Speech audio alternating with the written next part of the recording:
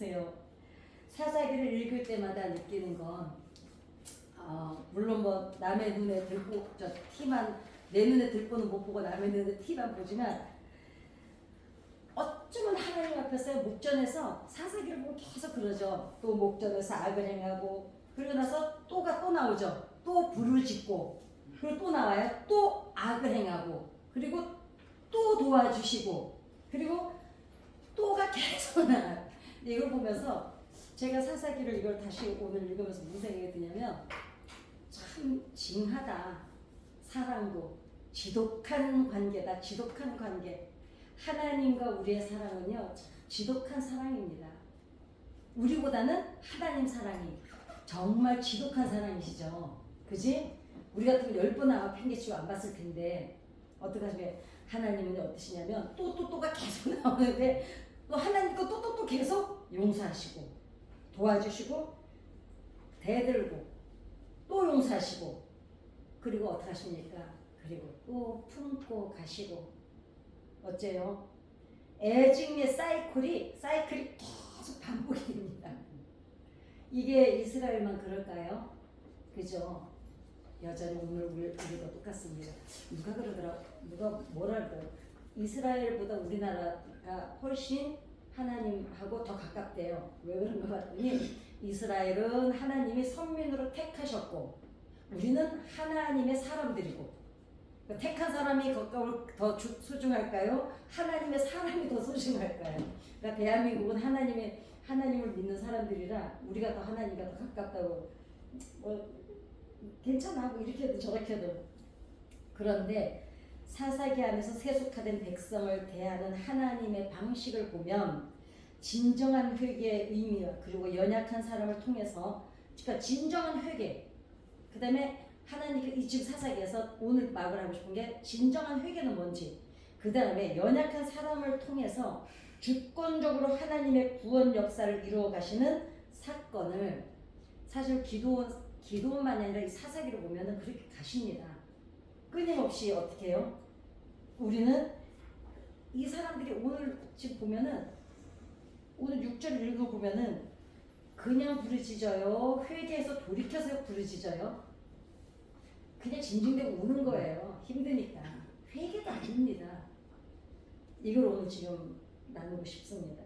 또한 후회와 회개의 차이점을 명확하게 보여주고 있을 뿐만 아니라 진정한 회개의 필요성의 강조점 그리고 회개하지 않은 백성에게 먼저 손을 내미시는 하나님의 은혜 오늘 이 사람들은 지금 회개한 게 아니에요. 그죠? 근데 누가 먼저 손을 내밀어요? 하나님이 먼저 오셨어요.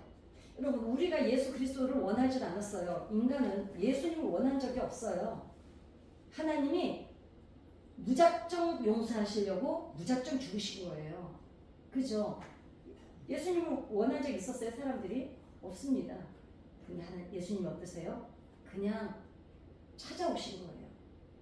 이 은혜를 우리가 정말 아주 한 땀 되새김질을 해보면 정말 감독으로 안 살 수가 없습니다. 그래 어떻게 해요? 그리고 회개하지 않는 백성에게 먼저 손을 내미시는 하나님의 은혜를 지금 보여주는데 어떻습니까? 그리고 오늘날 여전히 어떠세요? 매를 들고 울고 계신 하나님의 마음을 보여주고 있는 사건입니다.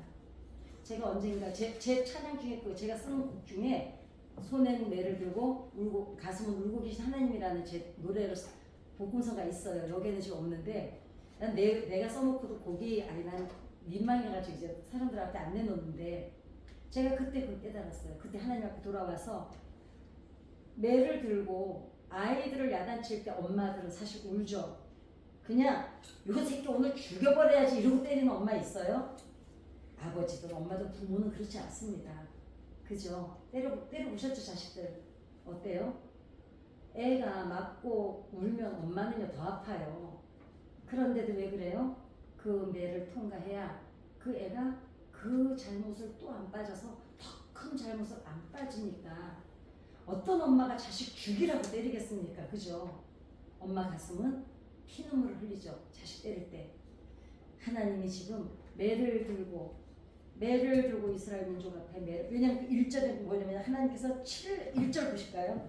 자, 이스라엘 자손이 시작. 이스라엘 자손이 또 야훼의 목전에서 악을 행하였으므로 야훼께서 7년 동안 그들을 미디안의 손에 넘겨주시죠. 그러니까 하나님이 매를 드신 거예요. 그리고 어떠세요? 그런데 그리고 나서 오니까 얘네들이 회개한 것도 아니거든요. 그런데 어떠세요?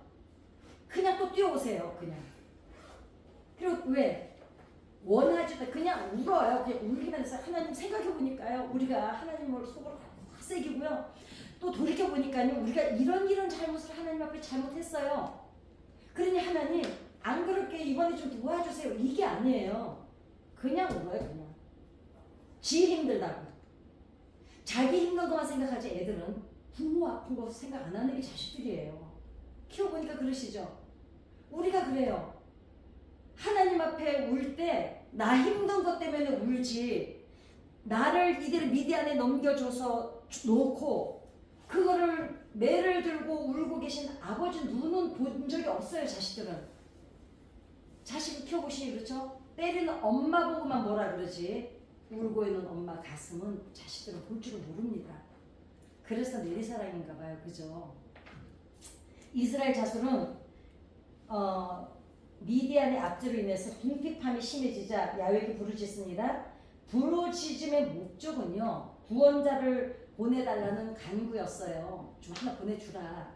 근데 하나님께서는 그들의 부르짖음에 대한 첫 응답으로 선지자를 보내서 먼저 설교를 듣게 하세요. 그게 어디에 나오냐면 7절입니다. 보실까요? 자, 시작. 7절 시작. 이스라엘 자신이 미디안으로 말미암아 야훼께 부르짖었으므로 야훼께서 이스라엘 자손에게 한 선지자를 보내시니 그가 그들에게 이르되 야훼께서 이같이 말씀하시기를 이스라엘 하나님 내가 너희를 애굽에서 인도하여 내며 너희를 그 종되었던 집에서 나오게 하며 즉 이게 이스라엘 민족 입장에서 보면 뜬금없는 거예요. 지금 힘들어서 미디안한테만 괴롭힘을 당한 게 아니고 이때 그 다음에 보면은 미디안이 있고 아말렉이 있고 동방 사람 세 민족에게 이스라엘을 막 내버려 두셨거든요. 그러니까 한 민족 미디안만 와서 이스라엘을 괴롭힌 게 아니고 세 나라가 와서 아주 그냥 꼼짝 지금 쭉 보면은 이제 좀 이따 읽어볼게요. 아주 꼼짝도 못하게 하는데 지금 그래서 괴롭다고 우리가 지금 문제를 갖고 와서 하나님 앞에 막 이 문제를 놓고 막 무는데 하나님이 전혀 다른 얘기를 지금 목사가 설교를 하러 왔는데 오늘은 하나님 응답을 주시기를 기대로 왔어요. 근데 내 문제하고는 전혀 다른 얘기를 하나님이 목사한테 설교를 듣게 하시는 거예요. 좀 이 사건인 거예요. 저도 옛날에 제가 얘기해 드렸잖아요. 겟세마네를 10년 제가 반주를 했잖아요.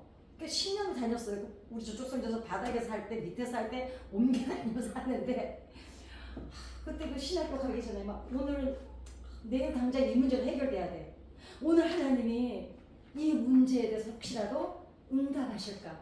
이래가지고는요 저녁에 오거든요. 전혀 무슨 율법 내가 두고 싶지도 않은 율법에 대해서 설교를 하시는 거예요. 마음에 어떤 마음이 딱 드냐면 이런 생각이 들어요. 오늘은 나랑 전혀 상관이 없네. 그리고 무슨 결심을 해요? 설교는 나랑 상관없으니까 이따 기도나 해야겠다. 지금 이거예요. 근데 보세요. 하나님이 왜 설교를 하세요? 하나님의 근본이 너희들한테 무엇이 있는지를 먼저 알려주시고 하나님은 앙앙대고 울지 말고 그러니까 후회하는 거 하지 말고 회개를 원하셔서 근본을 지금 건들고 계시는 거예요. 뭐라 그래요? 내가 너희를 인도할 얘네들은 이제 그 얘기가 필요한 게 아니에요. 저 아말렉 좀 어떻게 해결해 줬으면 좋겠는데 아니 뜬금없이 하나님 그 고리적 얘기를 왜 하시냐고요. 그럴 때가 있어요. 근데 어떠세요? 하나님은 너희가 나에게 어떤 민족이라는 걸 먼저 지금 상기시켜주고 싶으셨던 거예요. 그렇기 때문에 그건 왜 그래요? 나는 너희를 선민으로 선택한 게 그냥 지금 너희 고통당하고 이러고 저러고 그냥 대충 살으라고 선택한 게 아니고 내가 너희를 애굽에서 불러내서 광야를 통해서 여기까지 온 거는 나는 너희와 함께 하나님의 역사를 너희와 함께 가고 싶어서 구원했다. 그러니까 너희도 이거를 알고 이 선민에 맞는 삶을 좀 살았으면 좋겠다를 알기를 원하시는데 뜬금없는 거야 얘네들 입장에서는. 오늘은 나랑 설교가 상관이 없네 내 문제랑. 그래서 이 사람은 그러나 어떡합니까? 한마디로 이스라엘의 부르짖음이 진정한 설교를 들으면서 이 사람들은 어째요? 우리 상관이 없어. 이스라엘의 부르짖음이 진정한 회개가 아니라는 걸. 자, 설교를 하나님 왜 듣게 하셨을까요? 그 앞에는 지금 부르짖었잖아요. 하나님은 아셔요. 회개가 아니라 힘들어서 앙앙대고 우는 걸요. 그러니까 본질을 말씀을 하고 계시는 거예요. 다음 절에서. 근데 어때요? 이스라엘의 부르짖음이 진정한 회개가 아니라는 것을 알고 계셨던 거예요. 자, 슬프게 울고 있는데 진심이 아니라 피상적인 거예요. 이게 무슨 얘기예요? 애들이 엄마한테 떼쓰면 처음에는 막 울어요. 엄마가 안 돼. 그리고 안 해버리면 엄마가 안 볼 때는 안 울어요. 그러다가 엄마가 또 나타나잖아. 그러면 또 쳐보고 이 울음이야 이 울음 지금. 네. 그리고 어때요? 어떻습니까? 성경은 후회와 회개를 분명하게 구분을 하시죠. 하나님은. 자, 후회는 그러면 자 우리 나눈 걸 한번 해보자. 후회하고 회개는 무슨 차이점일까요? 후회는 죄의 결과에 대한 슬픔일 뿐이고 죄 자체에 대한 슬픔은 아닌 거예요.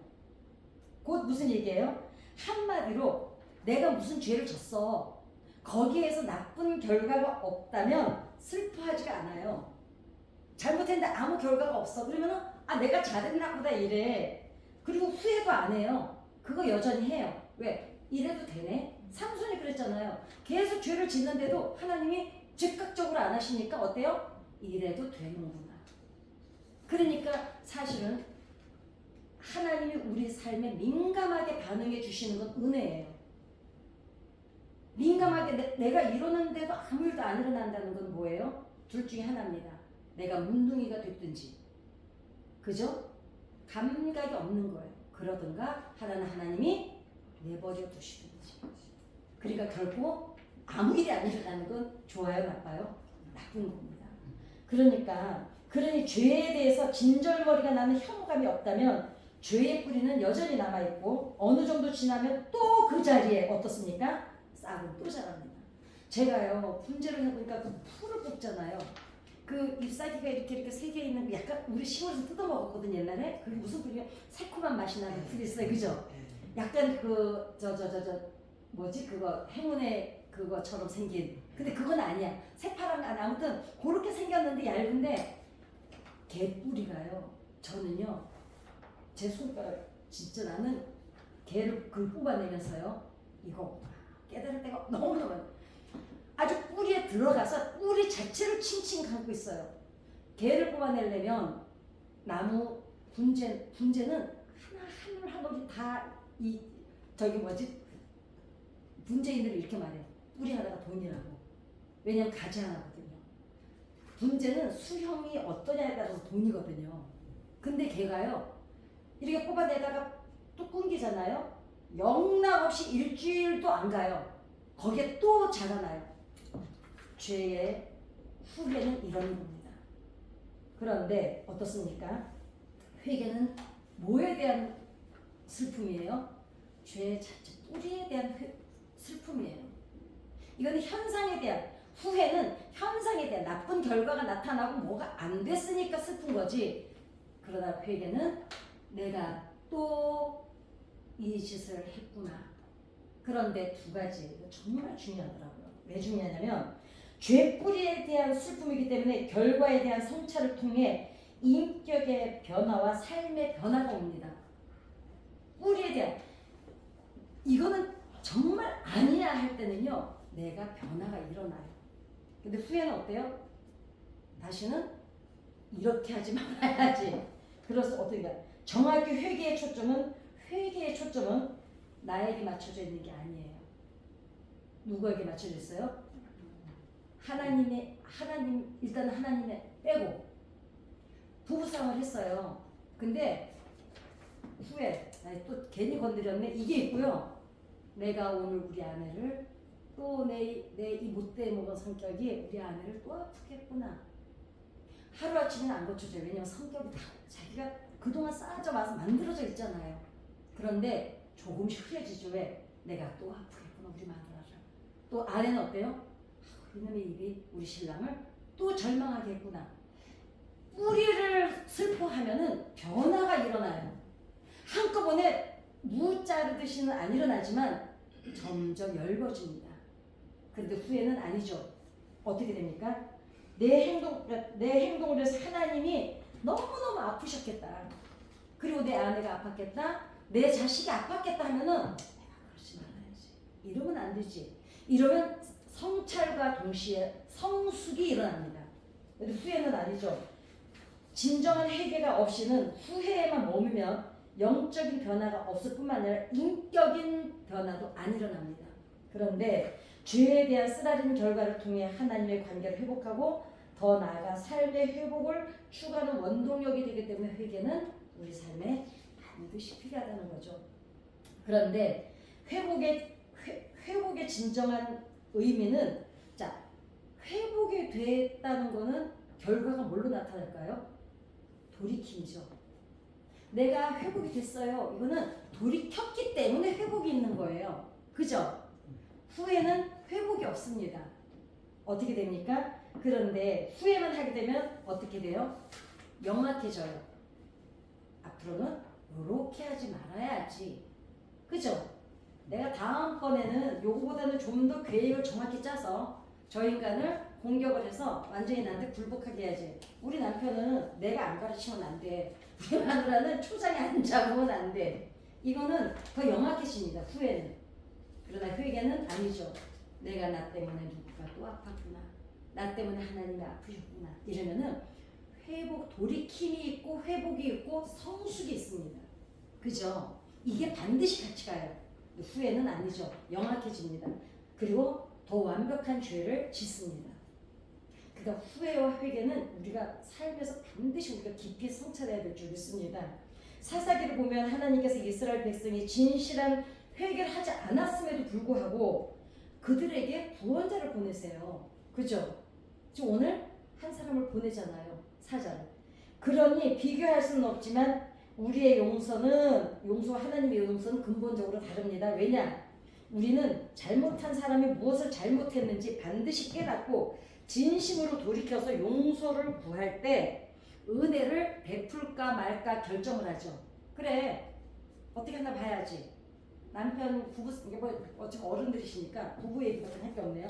자식도 마찬가지예요. 부부도 그렇고. 미안해, 내가 안 그렇게 이러면 그래, 앞으로 내가 두고 볼게 이래요. 제가 잔소리에 네 가지 언어가 있다 그랬죠. 네 번째가 잔소리. 잔소리는 뭐라 그랬죠? 아유 세상에 어쩜 이렇게 기억력도 기억해야 돼요. 안 그러면 치울 줄 몰라요. 맞는 말인데 뭐라고요? 옳은 말인데 기분 나쁘게 하는 게 잔소리라고요. 그걸 누가 제일 많이 한다고요? 우리나라가 특히 그래. 누가 제일 많이 한다고요? 아유 솔직해라. 남편한테도 마찬가지예요. 남편하고 자식은 엄마 말이라 그러면 다 뭘로 듣는다고요? 잔소리를. 왜? 나는 바른 말이 아니면 안 하는 사람이야. 원래 성격이. 이러기 때문에 아주 진정을 내는 거예요. 그래. 그러나 우리는 잘못한 사람이 무엇을 잘못했는지 반드시 깨닫고 진심으로 돌이켜서 용서를 구할 때 은혜를 베풀까 말까 하는데 하나님은 어떠세요? 뻔히 아셔요. 열왕기상하 어디 보면 여로보암은 북이스라엘 왕이고 르호보암이 대강 구원을 받죠. 지금은 조금 구원하였더라지만 그 이전 성경에는 대강 구원하였더라. 제가 그 대강 구원하였더라에 걸려 넘어졌잖아요. 일주일을 제가 개세당한 거고 성경도 안 읽었어요. 왜냐면 너무 기분 나빠가지고. 왜 기분이 나쁘면 뭔가 왜 내가 기도하면은 안 될 안 되는데 죽지는 않아. 그게 대강 구원이었더라고요. 왜냐면 죽지는 버려두지는 않아. 근데 그걸 완전히 해결해주면 그래도 아니 해주려면 해주든가 말든가 기분이 그 성경을 읽는데 너무 기분이 나쁜데 이거야. 저 하나님 쟤 또 와서 또 얘기하는데요. 이러니까 하나님이 또 왔냐? 대충해서 보내. 이 기분이 확 드는 거예요. 이제 제가 일주일 동안 겟세를 안 갔어요. 신학교 다닐 때거든요. 겟세도 안 가고 그 말에 매여서. 근데 가만히 생각해보니까 그 다음이 왜 그랬는지 궁금하더라고요. 그 다음을 그 전에도 읽었는데 성경이 어때요? 20년 전에 읽을 때 못 깨달은 게 20년 뒤에 읽으면 깨달으실 때 있잖아요. 다시 읽어봤더니 왜냐 그래? 르호보암이 암몬 여인의 아들이에요. 그 죄를 또 지어요. 하나님이 아셔요. 그걸 완전히 해결해 줘봤자 얘는 더 큰 죄로 빠져요. 그나마 그만큼이라도 남겨놓으니까 얘가 그게 파수꾼이 돼서 덜 죄를 짓는 거야. 거기서 제가 또 하나님 앞에 또 울고 회개했잖아요. 맞아요 하나님. 내가 봐도 내가 그런 인간이에요. 이러는데 그 전에는 삐져가지고 어떠세요 하나님은? 하나님은요 뻔히 알면서도 어떠세요? 딱 잘라내지를 못하세요. 그리고 어떠십니까? 그냥 또 구원을 하세요. 지금 사사기가 그래요. 이 사람들이 회개를 한 게 아니에요. 그렇다고 후회를 했느냐? 그것도 아니에요. 성경 내용을 보면 후회도 아니에요. 후회는 그나마도 아이씨 괜히 그랬네 나 있지. 이거는 그냥 힘들다고 뻔뻔스럽게 너무 당연하게 하나님 우리 힘들어요. 이거예요. 생각해보니까 우리가 잘못했네 이것도 아니에요. 근데 어떠세요? 하나님이 또 구원자를 보내십니다. 누구를? 기도원을 세우시죠. 그래서 로마서 5장 8절에 보니까 우리가 아직 죄인 되었을 때 그리스도께서 우리를 위하여 죽으심으로 하나님께서 우리에 대한 우리가 죄인인데 하나님께서는 예수 그리스도가 죽으심으로 우리에 대한 하나님의 사랑을 확증하셨다는 거예요. 우리가 하나님 앞에 우리 사랑을 확증한 게 아니라 우리는 여전히 천지분간을 못하는데 하나님이 그냥 죽으신 거예요.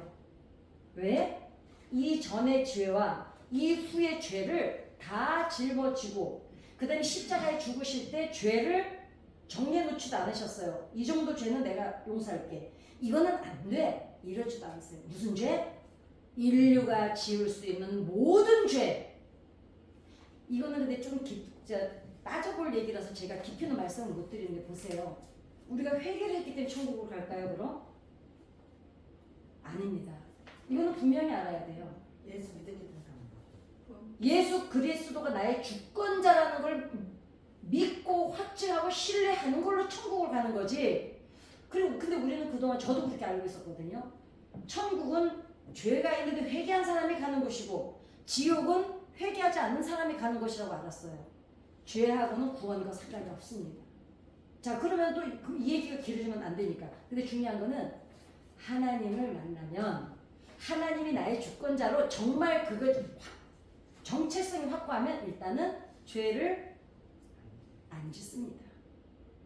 그리고 제가 말씀드렸죠. 그러면 아니 우리가 가끔 미워하기도 하고 운전하도 욕도 안 해.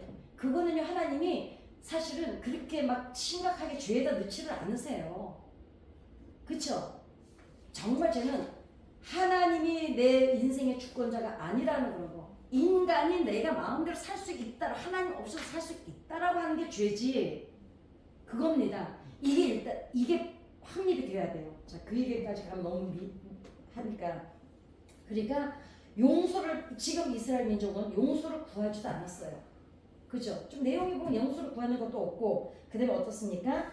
그 다음에 돌이킬 때도 아니었고, 자기네가 무슨 죄를 지었는지조차도 모르고 천지사방 분간을 못함에도 불구하고 울기만 하는데 예수님이 죽으신 거예요. 그러니까 우리는 하나님 앞에 내가 깨닫고 돌이켜서 용서를 받고 은혜를 받는 게 아닙니다. 그냥 사랑하신 거예요. 여러분 자식들이 그러시잖아요. 애를 임신하기 전에 이 애를 이렇게 낳아가지고 이렇게 키워가지고 내가 이 애를 통해서 내가 어떻게 이익을 보고 사업을 하고 이러지 않으시잖아요. 그냥 나서 그냥 사랑하시잖아요. 그 애가 어떤 경우라 해도 내 새끼 버리는 부모 있습니까? 애가 잘못하죠. 똥기저귀 더럽다고 애까지 같이 안 버리잖아요. 그게 부모잖아요. 똑같아요. 하나님은 이보다 더 하시다는 거. 왜냐? 그럼에도 엄마들은 자식 위해서 내가 죽어서 내 새끼가 산다면 엄마들은 죽을 수도 있어요. 아버지는 안 죽어요. 제가 그 원숭이 얘기해드렸잖아요. 그 판을 뜨겁게 해가지고 아버지는 원숭이랑 애기 원숭이 넣었더니 아버지는 갑자기 애를 바닥에 딱 깔더니 그 위에 자기가 털포닥 앉는 거예요. 뜨겁다고 자기 새끼가 딱 죽더라고요. 엄마는 어째요? 들어가서 펄펄 뛰더니 애를 딱 들더니 자기 머리에 딱이고 엄마가 공둥이를 그냥 거기다 그냥 타들어 앉는 거예요. 그게 단점입니다. 그러나 반드시 알아야 하는 것은 우리가 회개했기에 구원하시는 것이 아니었습니다. 사사기에서도 하나님의 이 성품이 드러나죠. 미디안의 압제에 신음하고 아파하면서도 하나님 앞에 돌아서지 않는 그들에게 울기만 하는데도 기드온을 보내셔서 그들을 구원하시는 장면입니다. 또 이렇게 되면 영악한 사람들이 이러죠. 인생의 죄를 짓고도 가만히 기다리면 하나님께서 알아서 용서하시고 구원해 주실겠지. 그러고 죄를 거두는 사람이 있을까요? 하나님을 만난 사람은 안 그러죠. 왜냐? 후회와 회개가 제가 다르다 그랬잖아요. 내가 이랬더니 우리 하나님이 마음이 아프시겠구나. 내가 그러지 말아야지. 그런데 한 번에는 안 되죠. 왜냐? 이미 내 세포가 다 기억하는 행동이기 때문에. 그런데 할 때마다 줄어들다가 어느 날 보면 안 하죠. 왜?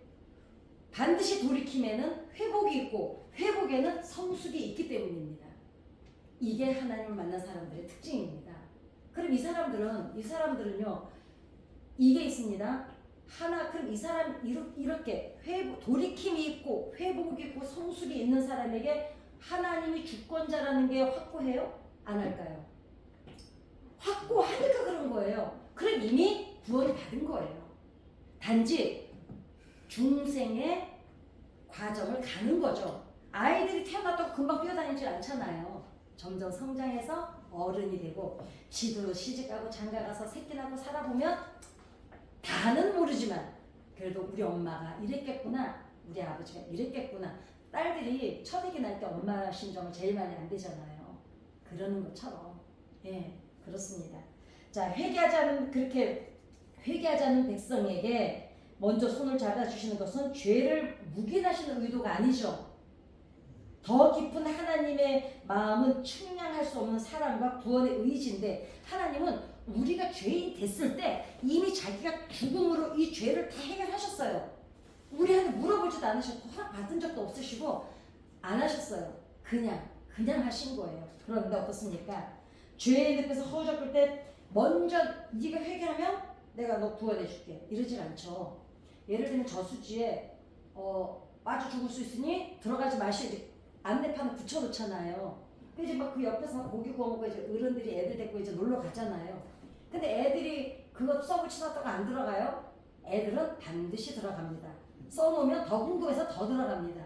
그래서 애들이 엄마 아버지가 얘기를 하죠. 막 여기서 이제 캠핑하면서 여기 들어가면 안 돼. 절대로 안 돼. 막 얘기를 해도 딴 거 잠깐 하다 보면 애들이 벌써 들어가서 놀고 있는데 그때 애들이 허우적거릴 때 엄마가 서서 야!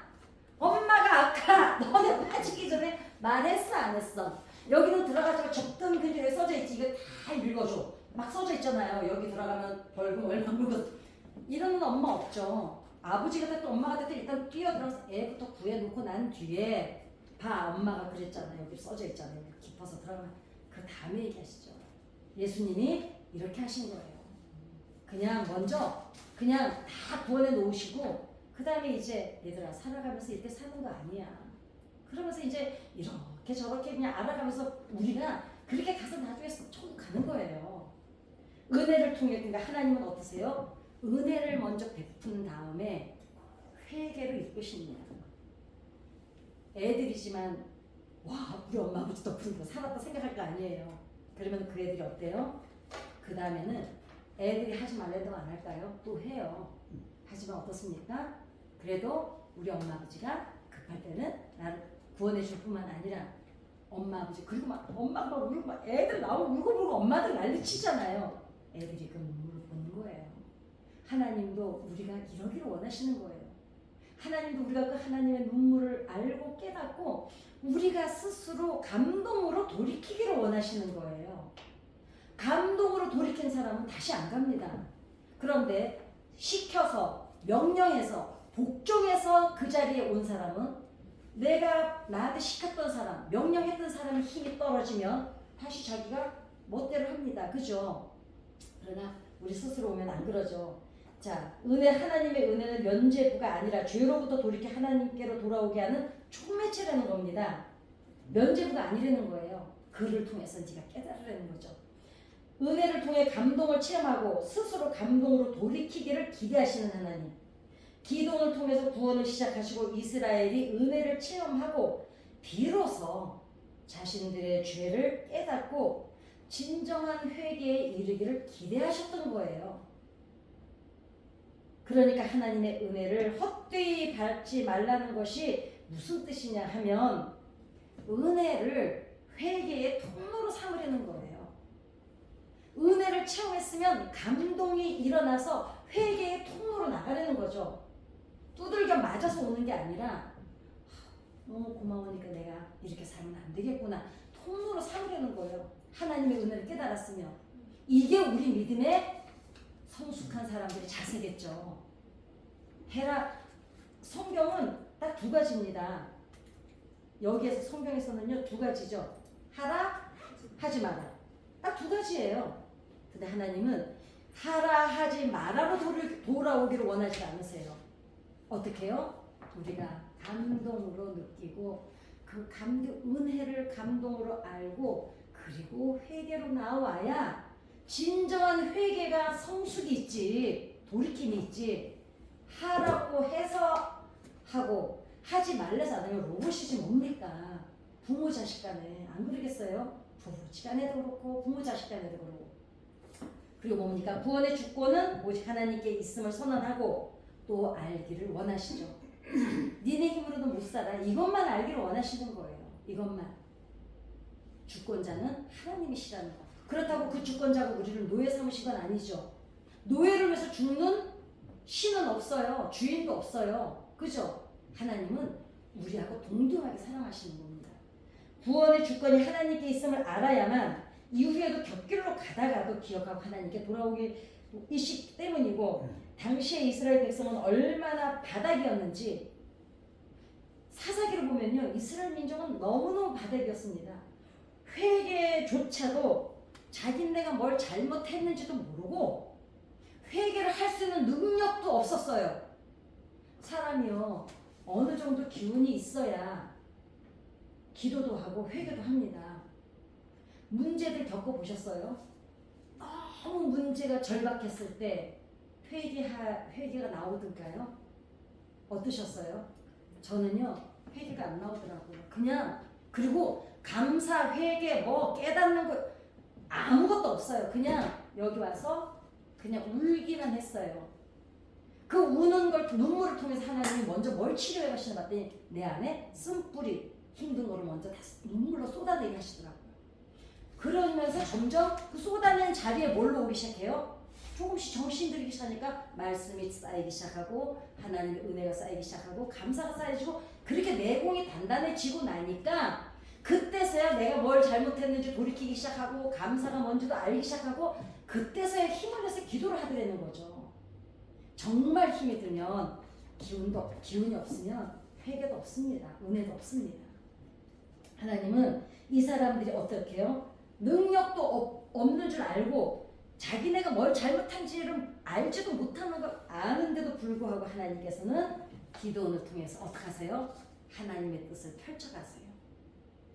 우리가 문제를 당해서 이 자리에 와서 막 울 때 아무것도 그냥 와서 그냥 그거 문제가 이제는 문제에 짓눌려 가지고 악소리도 못 내고 있을 때 하나님께서는 먼저 어떻게 하세요? 우리를 회복부터 시키세요. 그러듯이 이스라엘 민족이 지네가 무슨 죄를 진지도 모르고 회개 돌이킬 능력도 없고 회복할 능력도 없을 때 하나님은 야, 너 회개하고 니네가 지금 뭘 잘못했는지 알면 내가 당장 기도를 통해서 쫙 해결해 줄게 이러질 않으세요. 그냥 하나님은 하나님의 뜻을 펼쳐가세요. 혹시 기도하시는 게 있는데 응답이 안 되어진다면 신경 쓰지 마세요. 다 얘기해 놓으셨잖아요. 아버지한테. 우리 힘으로 할 수 없는 건 하나님께 이게 다 얘기해 놓으셨잖아요. 자식의 문제가 됐든 남편의 문제가 됐든 무슨 문제가 됐든 하나님은 우리하고 상관없이 우리가 무엇을 했기 때문에 응답해 주시는 게 아니라 하나님은 권사님, 지부장님, 장로님을 통해서 하나님이 여러분들을 향해서 펼쳐나가실 그 뜻을 이분은 상관없이 펼쳐가실 거예요. 그럼 우리는 뭘 해야 되느냐? 그 펼쳐나가시는 하나님을 감사하고 감동하고 돌이켜서 회복해서 성숙하면 되는 거예요. 그거를 지금 기도를 통해서 오늘 말씀하신 줄 믿습니다. 그리고 어떻습니까? 기도원이 강하고 능력 있고 카리스마가 넘쳤습니까? 나 오늘 다시 읽었는데 야, 내가 정말 이런 남자를 결혼하는 게 얼마나 다행인지. 정말 찌질하잖아요. 왜냐하면 얼마나 괴롭혔으면 밤에 타작을 하잖아요. 밤에 뺏어갈까. 근데 새 민족이 아주 그냥 싹쓸이를 해갔어요. 그 다음 절 다시 읽어보세요. 다 아는 얘기지만 다시 읽었더니 다시 마음이 저려요. 얼마나 괴롭히면 그냥 농사를 줘도 남는 게 하나도 없고요. 보니까 아까 보니까 짐승을 키워도 다 데려가 버려요. 그게 이 기도원도 어땠어요? 아무도 안 볼 때 타작하려고 숨어서 했거든요. 어떻습니까?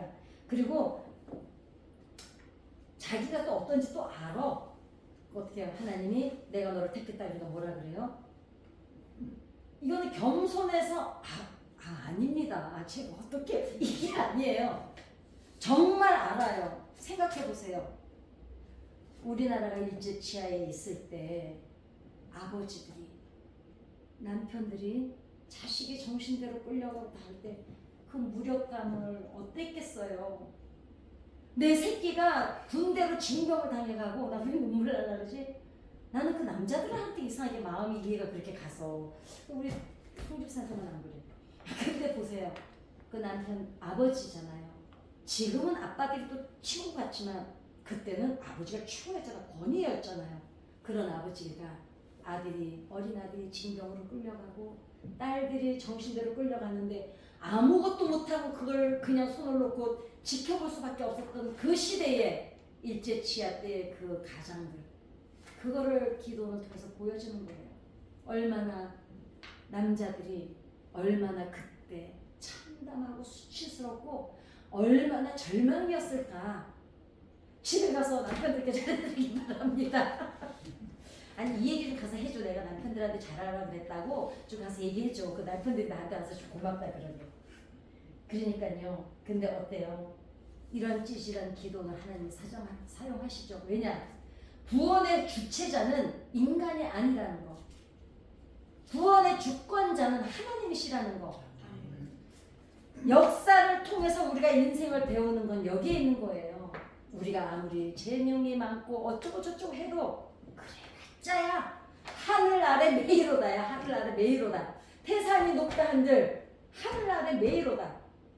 아무리 우리가 잘나봤자 하늘 아래 인생이에요. 그러니 오늘도 이렇게 하나님 앞에 모든 걸 맡고 기도하러 오신 권사님 장로님들이 정말 진정한 신앙인이십니다. 존경합니다. 제가 우리가 이제 몇천 년이 지났죠. 우리가 어떻습니까? 복음을 전해보면 그러니까 이렇게 생각하면 돼요. 아유, 내가 뭘 교회에서 그렇게 한 일이 있을까? 아니에요. 어떤 모양으로 부르심을 받아도 우리는 지금 다 사명자일까요? 아닐까요? 사명자예요. 왜냐하면 어떤 사람은 복음을 전해보면 전도를 해보면 가장 각색의 사람이 필요해요. 어떤 사람은 들어주는 걸 잘하는 사람이 필요하고 어떤 사람은 그냥 가서 같이 막 돌아다녀 주는 거 운동 좋아하는 사람한테는 가서 운동 좋아하는 사람이 가서 같이 운동해 주면서 필요하고 어떤 사람은 말을 잘해서 말로 하는 사람이 필요하고 각양각색의 사람이 필요하기 때문에 하나님께서 어떻게 해요? 에클레시아를 만드시고 우리를 하나님께서 한 사람 한 사람 부르셔서 이곳에 모이게 하신 이유는 다 한 사람 한 사람 모두가 사명자인 줄 믿습니다. 결국 기도는 자신을 사용하시는 하나님의 뜻을 깨닫고 순종을 하죠. 그리고 어떻게 합니까? 그 순종하는 기도는 사사로 만들어서 하나님의 위대한 역사를 이 찌질한 한 가정의 남자를 통해서 하나님은 하나님의 역사를 이어가셨다는 게 중요하듯이 오늘 저와 여러분을 통해서 하나님은 오늘도 우리 이렇게 생각할 수 있잖아. 아유 뭐 어제도 왔다 오늘도 왔는데 뭐 아닙니다. 오늘은 오늘의 태양이 다시 떴어요. 그죠? 내일은 내일의 태양이 다시 뜰 겁니다. 어제의 내가 오늘의 내가 아니에요. 우리는 오늘 또 눈에 띄지는 않지만 우리는 저와 여러분은 우리는 뭔가 지금 또 조금 변화받아서 가는 거예요. 이 변화받은 요만큼의 감동 회복을 가지고 우리는 또 하나님의 역사에 또 쓰임 받을 거예요. 이 안에 받은 감동이 내일 어떤 모양으로 우리 주변을 영향력을 끼칠지 우리는 몰라요. 그러나 뭐에 웃젓는다고? 가랑비에 웃젓는다고 우리의 작은 영향력이 가랑비에 웃젓듯이 누군가에게 영향력을 끼치게 될 줄 믿습니다.